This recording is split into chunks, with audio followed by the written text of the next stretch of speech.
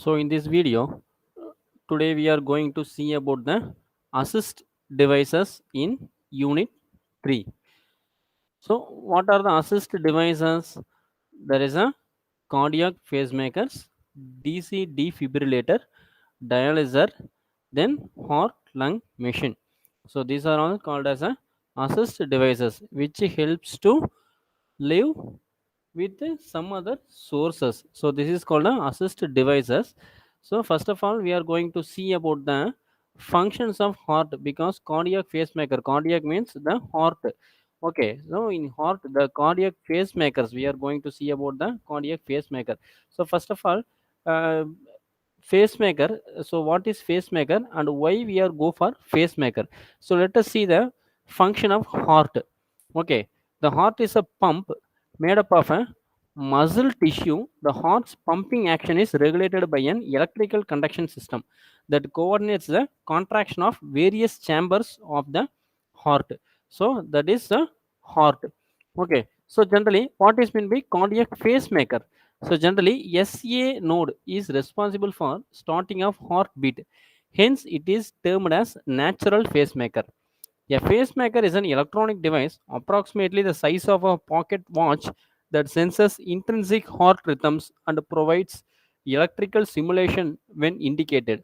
Cardiac pacemaker is a medical device which provides support to the phase generating system of heart in case of inadequate functioning of heart phase generating system. A device capable of generating artificial pacing impulses and delivering them to heart. It consists of pulse generator and electrodes. Okay, so this is a cardiac pacemaker. So cardiac pacemaker is that is incorporated in that is it is implanted in externally and internally, depends upon the problem. Okay, so normal electrical activity of heart. So why we go for pacemaker? So first of all we have to understand how the electrical activity of heart. So first initially sinusoidal node, then AV node, bundle of those node, then bundle branches, then Purkinje fibers. Okay, so this is the normal conductive system of the heart. So this is the SA node. Okay, so SA node, AV node, then right atrium, right ventricles here. This is those left bundles of his, then left ventricle, then left atrium. Okay, so this is the Purkinje fibers. Okay, this is the structure involved in the conduction of electrical stimuli through the heart. Okay, why we need it? Whenever this SA node, AV node are not able to generate sufficient pace, in that condition we require pacemaker. Okay, so why we need it? Whenever SA node, AV node are not able to generate sufficient phase, that condition we require pacemaker.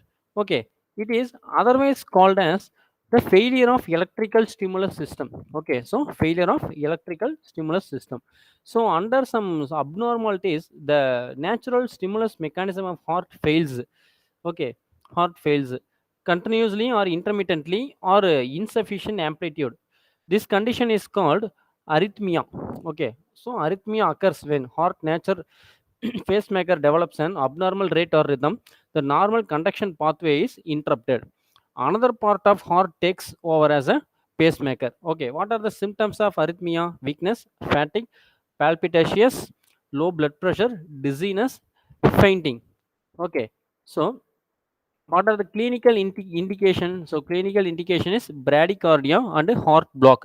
Okay, so what is a bradycardia? So whenever the heartbeat, that is a heart pulse pumps is not a normal condition, so that is called bradycardia.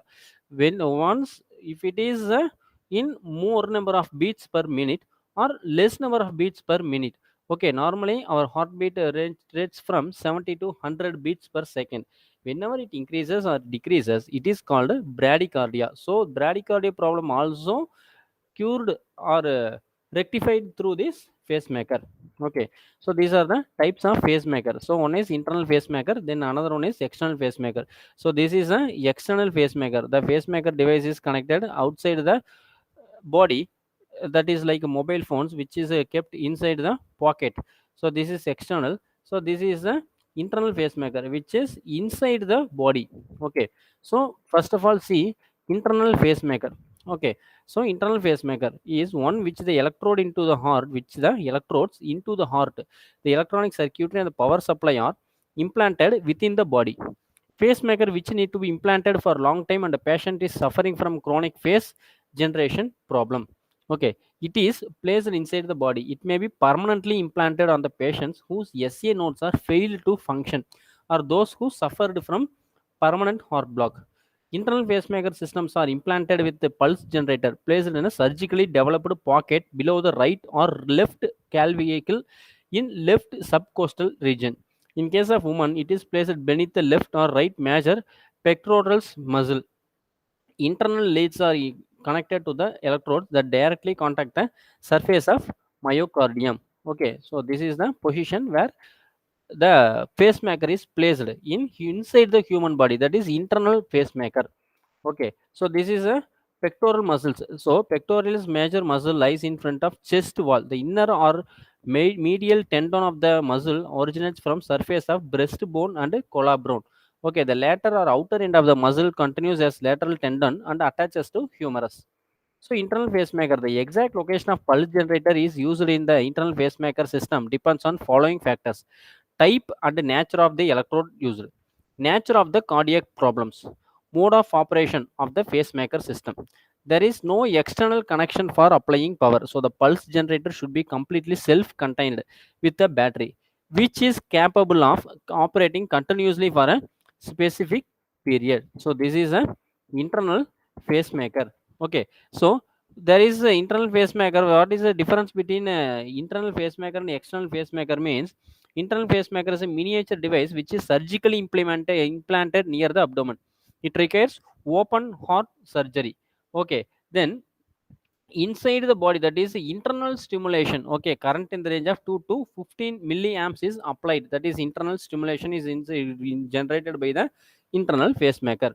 Okay, then external pacemaker, it is applied on patient for short duration externally. So this is the external pacemaker which is placed here in this picture. So next, it consists of an externally placed pulse generator circuit connected to the electrodes placed on the myocardium. Temporary heart irregularities or disorders, treating the patient from arrhythmias, treatment of coronary patient and during the cardiac surgery. It consists of pulse generators. They are placed on the body and connected normally to the electrode with the help of wires introduced into the right ventricle. The pulse generator may be strapped to the lower arm of the patient. So, what are the components a pacemaker? That is electrodes, power source, pulse generator, timing control, output driver, sensing amplifier. Okay, so this is the general block diagram of pacemaker. So power source, timing control, output driver, electrodes, sense amplifier. So sense amplifier is a essential part in the pacemaker which senses whenever the pulse is required for normal operation in the heart. So sense amplifier is a yes necessary, that is a important part of pacemaker. Okay, so pacemaker design, pulse generator leads. So what are the pulse generator in permanent pacemaker is encapsulated in a metal can to protect the generator from electromagnetic interference. So this is a pulse generator. Then this is another type of pulse generator, temporary pacing system. Generator is externally contained in a small box. Okay, so this is the types of pacing modes. Pacing modes: competitive mode, non-competitive mode. In competitive mode, asynchronous mode. In non-competitive mode, ventricular programmed, then arterial programmed. In ventricular programmed, demand mode, standby mode. In arterial programmed, synchronous mode. So already we have studied in electrical activity of heart, ECG. In ECG, QRS complex is essential. So based on QRS complex, the physician or doctors diagnose what is the problem in heart. So this is the R wave inhibited, R wave triggered, P wave. So these are the major part. That is demand mode, standby mode, then synchronous mode. Yeah, by using this kind of modes, we compensate the R wave triggered, then P wave. Okay, so pacing mode and pulse generator. Several pacing techniques are possible with both the internal and external pacemakers. They can be classified as either competitive and non-competitive pacing modes. Competitive, the first and simplest pulse generator or fixed rate or asynchronous device that produces pulses at a fixed rate set by the physician and were independent of any cardiac activity. Phasing modes and pulse generators. Asynchronous phasing is called competitive phasing because the fixed rate impulses may occur along with natural phasing impulses generated by the heart and would therefore be in competition with them in controlling the heartbeat. The competition is largely eliminated through use of ventricular and arterial programmed pulse generator. Non-competitive. So what is non-competitive? Non-competitive uses pulse generators that are either ventricular programmed or arteria programmed. Ventricular programmed pacemakers are designed to operate either in demand or standby. Okay, that is for R wave inhibited. Arterial program phasers are always synchronized with the P wave of ECG. So, what is the types of mode? That is fixed rate pacemaker, ventricular synchronous pacemaker, ventricular inhibited pacemaker. That is always called as or also called as demand pacemaker, arterial synchronous pacemaker, arterial sequential ventricular inhibited pacemakers. Okay. In fixed rate pacemaker, fixed rate phasers are installed in patients whose SA nodes cannot provide proper pacing impulses. Fixed rate pacers are used temporarily to determine amplitude of impulses needed to pace or capture the heartbeat. The amplitude at which capture occurs is referred to as a pacing threshold. Fixed rate pacemakers fail frequently due to their minimum life of battery. It consists of square wave generator and a monostable multivibrator circuit. It can be implemented in atrium or ventricle. Okay, this is the general circuit. Here it is a monostable multivibrator circuit, and this is a square wave generator. Okay, square wave generator, screaming trigger. So this generates the pulses in the heart. Okay, the period of square wave generator is given by T equal to 2 into RC ln of R3 by 2 R2 plus R3. Okay, so pulse duration is given by TD equal to 5 C of R5 R6 by R5 plus R6. Okay, so TD time delay. Then what are the disadvantages of a pacemaker? Heartbeat rate cannot be changed. If it is fixed in atrium beat at fixed rate. If a ventricle beat at different rate, and then it leads to several severe problem. Ventricular fibrillation may be occurred. Ventricular fibrillation is life-threatening. Ventricular fibrillation is the most serious cardiac rhythm disturbance. The heart cures instead of pumping due to disorganized electrical activity in the ventricles. It is a type of cardiac arrhythmia. The heart can't pump any blood, causing cardiac arrest. This is the main disadvantages of those pacemakers. Okay, so ventricular synchronous pacemaker, the suitable for patients who are suffered by short period of AV node. If ventricular contractions are absent, then the pacemaker provides the impulses. This type of pacemaker does not compare with the normal heart activity. Electrode placed in the right ventricle of heart. This electrode is used to sense the R wave. R wave is the PQRST waveform triggers this pacemaker. This is the general block diagram of ventricular synchronous pacemaker, that is standby pacemaker. So amplifier, filter, timing circuit, fixed rate pacemaker, then output amplifier. Through this output amplifier, the impulse gets generated on the heart. Okay, so electrode is used to detect the heart rate, and it is given to the amplifier and the filter circuit. Because heart rate amplitude is very low, amplifier is used to amplify the cardiac signal. Filter is used to remove unwanted noise signal. High pass filter with FC equal to 20 Hz is used. So P wave is completely eliminated. Then the signal is given to refractory period control and timing circuit. If the heartbeat is normal, then refractory period control and timing circuit will not turn on. Fixed rate pacemaker.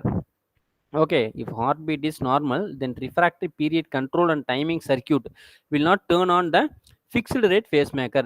If the detected heart rate is below the certain level, fixed rate for pacemaker is turned on. Whenever R wave is below the certain level, at that time only this pacemaker will deliver the pulses. So, what is the advantages and disadvantages of this type? Advantage: ventricular fibrillation is avoided. When R wave is normal, then fixed rate pacemaker block is not in on condition. So power consumption is reduced. What are the disadvantages? Very sensitive to electromagnetic interferences. Electromagnetic interference can be generated by microwave oven, metal detectors, etc. In model pacemakers, LPF, that is low pass filter, is used to overcome the problem. No synchronization between arterial and ventricular contraction. So next type, ventricular inhibited pacemaker. This is also known as demand pacemaker. The timing circuit consists of a RC network, a reference voltage source, and a comparator. Comparator determines the phasing rate of the pulse generator. Output is given to second RC network. The pulse width circuit determines the duration of the stimulating pulses. The third RC network, which is called as rate limiting circuit, disables the comparator for a short interval and limits the phasing rate. Output circuit provides a voltage pulse to stimulate the heart. Next, this is the ventricular inhibited pacemaker. So here the output circuit unit voltage monitor, which monitors the voltage. This is a rate flow slow down circuit. This is energy compensation circuit. In all the blocks, the tank circuits and the RC circuits has been used. Here the timing circuit, then reversion circuit, sensing circuit, pulse width circuit. Both in all the schemes, the multivibrators and ischemic triggers were used. Then refractory circuit, then rate limit circuit, then output circuit. Okay, so refractory circuit and rate limit circuit, which determines the demand. Okay, which is responsible for the demand. So that's why we are calling it as a demand pacemaker. So next, the voltage monitor circuit senses the cell depletion and controls the rate slowdown circuit and energy compensation circuit. Okay, here then rate limit circuit. This rate limit circuit block, that is shuts off some current to the basic timing to slow down the pulse rate during cell depletion. Then energy compensation circuit. This one, okay, this one which causes the pulse duration unit to increase the battery voltage when it decreases, and it is used to supply the energy to the heart. Okay, so the feedback loop from the output circuit to refractory circuit provides a timing period following an output pulse. Sensing circuit detects a spontaneous R wave and resets the oscillator timing capacitor. In the absence of R wave, the circuit allows the oscillator to produce pacing pulses at its present rate. So hence it is termed as, that is, if the R wave is missing for a preset period of time, then the pacemaker will turn on and provide the heart as stimulus. Hence it is termed as a demand pacemaker. Okay, so then next one, arterial synchronous pacemaker. So here amplifier, delay circuit, refractory control, preset multivibrator, output amplifier has been used. P wave is sensed. Here in arterial synchronous pacemaker, P wave is sensed and picked up by the electrode fixed on the atrium. It is given to the amplifier circuit. Amplifier circuit is used to amplify the P waveform. Then it is given to delay circuit. Delay circuit is used to give the delay 0.12 second. Output of the delay circuit is given to refractory control and preset multivibrator block. Okay. In arterial synchronous pacemaker, if the P wave amplitude is not in normal value, then fixed rate pacemaker will turn on. When P wave amplitude is normal, then fixed rate pacemaker is off. If fixed rate pacemaker is on, then the output is given to amplifier. The amplified signal is given to ventricle through electrode. Refractory control circuit provide some time delay because pacemaker pulse is too large. Okay, so always the refractory control circuit provides some time delay because pacemaker pulse is too large. Okay, then the atrial sequential ventricular inhibited pacemaker, it is used both arterial and ventricle stimulations. It is a demand pacemaker, so based on the patient's need, it provides the impulses. In the modern pacemakers, magnet is placed over the pacemaker on the skin of the patient. This magnet is used to activate the reed switch. This switch switches the pacemaker into any one of the mode of operation, either to give the impulse for atrial or to ventricle. Okay, so these are all the types of pacemakers, so which is responsible to generate the impulses.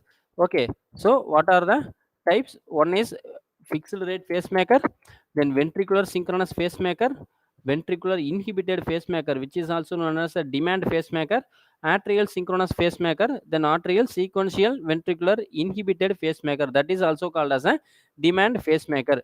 So refractory circuit, then timing control circuit is the most essential part in the pacemakers. Okay, then we go for a defibrillators. Okay, so defibrillators. So what is defibrillation? Before that, we have to understand what is fibrillation.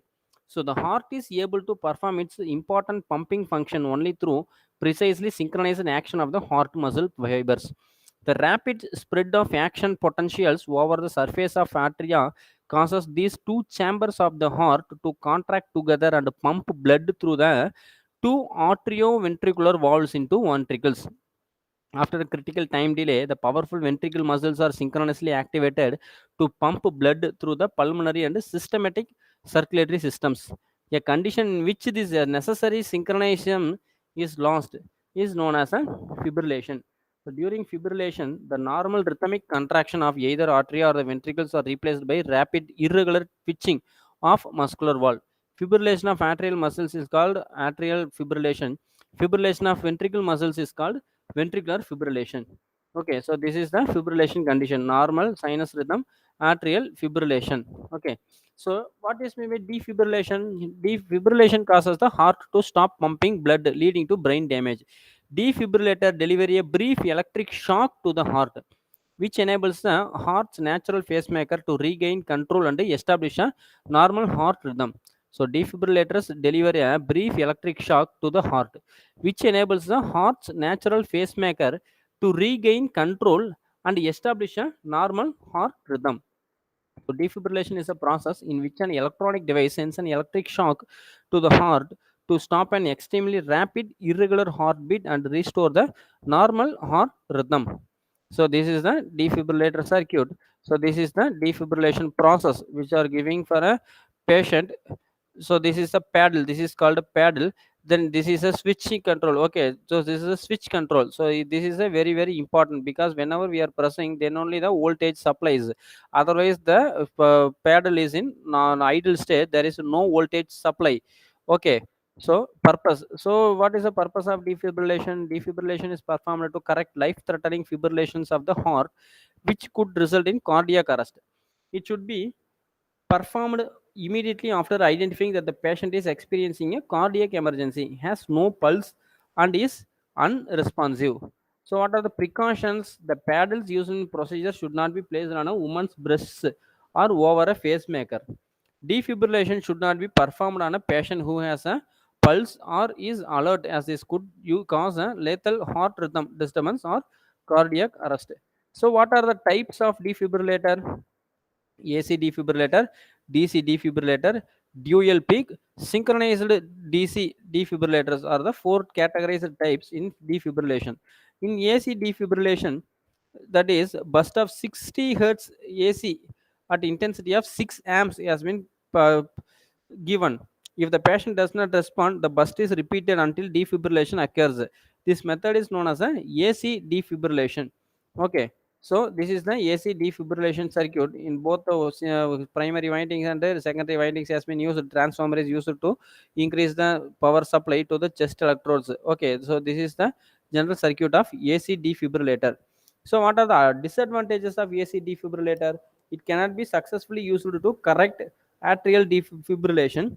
Successive attempts to correct ventricular fibrillation are often required. Attempts to correct atrial fibrillation by this method often result more serious ventricular fibrillation. Okay, so these are the disadvantages of using AC defibrillator. Then we go for DC defibrillation. To overcome the disadvantages of defibrillation method, Bernard Law from Harvard School of Public Health and Peter Bent of Brigham Hospital developed a new method called DC defibrillation. DC defibrillation, capacitors charged to a high DC voltage and then rapidly discharged through electrodes across the chest of patient. DC defibrillation is capable of correcting both the atrial fibrillation and ventricular fibrillation. DC method produces some harm to the patients. Depending on the energy setting in the defibrillator, the amount of electrical energy discharged by capacitor ranges from 100 to 400 joules. Discharge portion is approximately 5 milliseconds. In discharge waveform, the peak value of current is nearly 20 amps and the wave is monophasic in nature. Monophasic means most of the exertion of curve is above the baseline. So this is the DC defibrillation circuit. Okay, so this is the defibrillation circuit. Then here the this capacitors, this capacitor is charged up to high voltage. Then this capacitor discharges to give a necessary defibrillation to the patients. Okay, so dual peak DC defibrillator. The another type is DC dual peak DC defibrillator. If peak voltage is a high as 6000 volt is used, there is a possibility of damaging myocardium and the chest walls. Produce dual peak waveform of longer duration at lower voltage. Effective defibrillation is achieved in adults with low level of delivered energy. Energy range is between 550 to 200 watts per second or joules. Okay, the amplitude of the waveform is relatively constant but is varied to get required energy. Large electrodes are used for power proper delivery of large current through the surface of the skin. These electrodes are called as a paddles.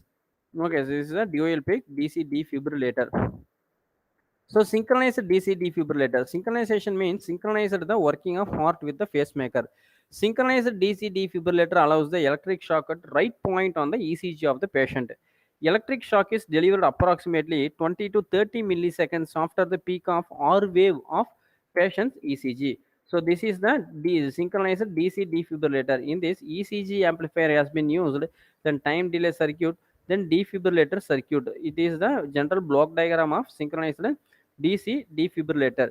So synchronized DC defibrillator ECG waveform is traced from the patient. R wave in the output of ECG amplifier triggers the time delay circuit. It gives the delay of 30 milliseconds approximately. After that, defibrillator circuit is switched on so that the capacitor discharges. So that the capacitor discharges the electric shock to the patient's heart. The moment at which electric shock occurs is noted by producing the marker pulse on monitoring display. This type of circuit is preferred as cardiac emergencies. The sudden cardiac arrest can be treated using defibrillator, and 80% of patients will be cured from the cardiac arrest if this is given within 1 minute of the attack. That is a synchronizer DC defibrillator. So, what are the electrodes used for defibrillation? That is called paddle. These paddles have metal discs of 8 to 10 centimeter in diameter for external use. For internal use, smaller paddles are used on infants and children. For external use, pair of electrodes are firmly pressed against the patient's chest. Conductive gel or saline soaked gauze pad is applied between each paddle surface and the skin.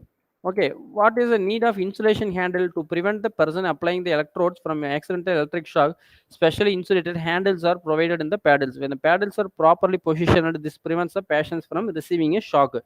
In earlier equipment, foot switch is used instead of thumb switch. So, what is the need of thumb switch? There is a possibility of someone accidentally stepping on the foot switch in the excitement of an emergency before the paddles are placed. So, thumb switches are mostly preferred. In some defibrillator, charging is done by means of charge switch located in the front of the panel of the unit. The charge switch is located in the handle of one of its paddles. In few defibrillators, the charging process being automatically after discharge.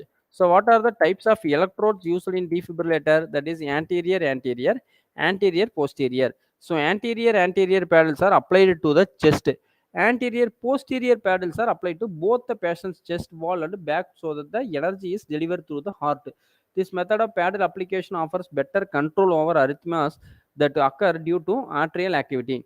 Specially designed pediatric paddles are available with a diameter ranging from 2 to 6 centimeter. Internal paddles can be either gas sterilized or autoclaved. Okay, then indication meter. The indication meter which indicates the fibrillation rate and what is the and what is the status. What is the status or improvements in the patient's heartbeat. So most of the defibrillators include a watt second per meter to indicate the amount of energy stored in the capacitor before discharge. The energy indicated on the meter is lost or dissipated as a heat in the components inside the unit. So this is the indicator meter. Okay, so this is the indicator meter. So most of the defibrillators include a watt second meter to indicate the amount of energy stored in the capacitor before discharge. The energy indicated on the meter is lost or dissipated as heat in the components inside the unit. Okay, so followed by we have to see about the dialyzer. Okay, so dialyzer is nothing but an artificial kidney. Okay, so dialyzer is nothing but an artificial kidney. That is a purification of the blood. That is the main process. So before that, it is used as an artificial kidney. So we have to know what is the function of kidney. So maintaining acid-base balance, form urine out of blood plasma. So two process: one, removal of waste products from blood plasma, then regulation of composition of blood plasma. These are the main functions of a kidney. Then it is responsible for maintaining osmotic pressure, that is pH, etc. of extracellular body fluids. Okay, so this is a urinary system. Then artificial kidney, so this is used in a kidney transplantation. Then dialyzer, artificial kidney. Okay, there is three types of artificial dialysis. That is a transplant, hemodialysis, peritoneal dialysis. Okay, dialysis. So diffusion, osmosis, then ultrafiltration are the three important processes used in dialysis. So that is dialysis is based on principle of diffusion. So diffusion is the movement of solutes from an area of greater concentration to an area of lower concentration. So osmosis is the movement of fluid from an area of lesser concentration to an area of greater concentration of solutes. This is a osmosis. Then ultrafiltration, that is a solution moves when there is an osmotic gradient or pressure gradient across the membrane. So this is a ultrafiltration. Then dialysis. So extracorporeal dialysis, intracorporeal dialysis, that is peritoneal cavity dialysis, then hemodialysis. There is two types of dialysis in the dialysis process. So hemodialysis, peritoneal dialysis. So what is the major difference? So hemo simply means blood. Dialysis meaning to pass through. It removes the nitrogenous waste products, exceeds fluid and electrolyte from the blood by means of artificial kidney. The nearly 90% of all dialysis patients receives hemodialysis. Peritoneal dialysis means it removes nitrogenous waste products, that is excess fluids and electrolytes from the body by means of peritoneal membrane. Approximately 10 to 15% patients are receiving peritoneal dialysis. Okay, so this is a peritoneal dialysis. So hemodialysis, that is blood is taken out from the body and waste products diffused through a semi-permeable membrane, which is continuously rinsed by a dialysing solution. So this is the hemodialysis. So first blood is passed through the dialyzer, that is it is having a osmosis, then ultrafiltration, then diffusion process. Through this, it gets purified and it is again initiated into that is implanted into the body. Okay, so this is the hemodialysis. Here we can see the semi-permeable membrane, blood with the waste products. Then waste product pass through the membrane. The waste product pass through the membrane. Then it gives the pure blood again from the dialyzer machine. So this is the hemodialysis. So hemodialysis machine cleans the blood. Blood and dialysis fluid do not mix. It can up to take up to 3 to 6 hours, usually 3 times per week, either inpatient or outpatient by trained staff. So this is the hemodialysis machine. Okay, so here the blood is given to the dialyzer. The dialyzer does some purification process by passing through some permeable membrane. Then the purified blood is again go through the body. Okay, so this gives some relief to the patients. Then peritoneal dialysis. Peritoneal dialysis, that is peritoneal cavity in our body is used as a semi-permeable membrane, and passing dialysate into it, waste products are removed from the blood by diffusion. Peritoneal dialysis, the installation of dialysis fluid into the peritoneal space via surgically inserted catheter. Most catheters are silicone.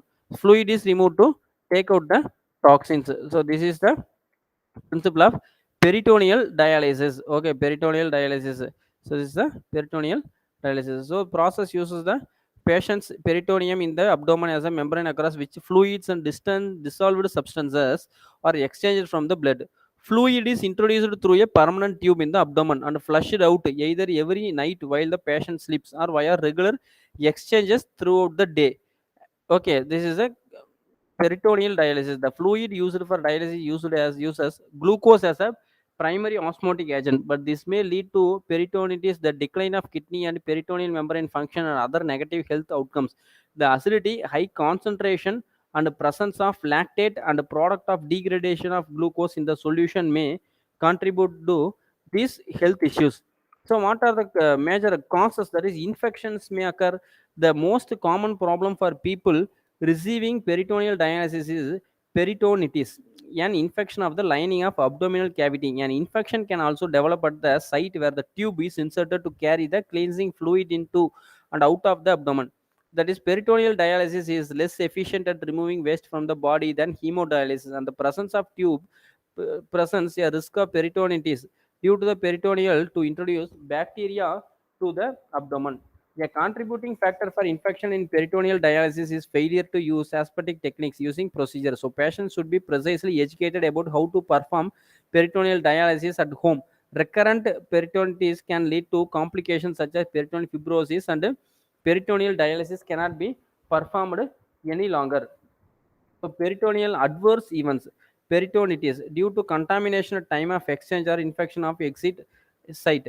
loss of access site due to infection and fibrosis, death if sepsis develops. Okay, if a sepsis develops, the it may cause leads to the death. Okay, so these are all the things we have to learn from a dialysis. Okay, so dialysis unit. So we have seen the dialysis, then defibrillator, pacemaker. So these are all called as a assist devices. Without these devices we can't do, that is we can't live a normal life. Okay, if anything happens to the heart or any fibrillation occurs, the fibrillation means the abnormality in the heartbeats or heart pumping activity. So if any abnormalities in heart pumping activity, then the heart becomes weak, and it may leads to death immediately. So we have to regularize the heartbeat. So we have to regularize the heartbeat. For regularize the heartbeat, some medicines are there. Other than that, pacemaker is the only device that which assist ourselves to live peacefully and as like a normal as person. Okay, then dialysis which is nothing but a artificial kidney. It performs the functions of a kidney to maintain pH level in our body. Then defibrillator. So whenever we having a fibrillation, then we have to place the defibrillation. So defibrillation plays an important part during a medical emergency or cardiac arrest. Whenever the patients in some other stations, it may cause a severe attack, a severe heart attack, or a severe some fading, some fainting due to some fat and cholesterols in our body. So we have to eat healthy food to prevent those things. We have to avoid oil foods and junk foods to prevent from these kind of situations. Okay, so these are called assist devices. So assist devices plays a vital role in our life to save ourselves and leads to a normal life without any complications. So this is a assist devices. Okay, thank you.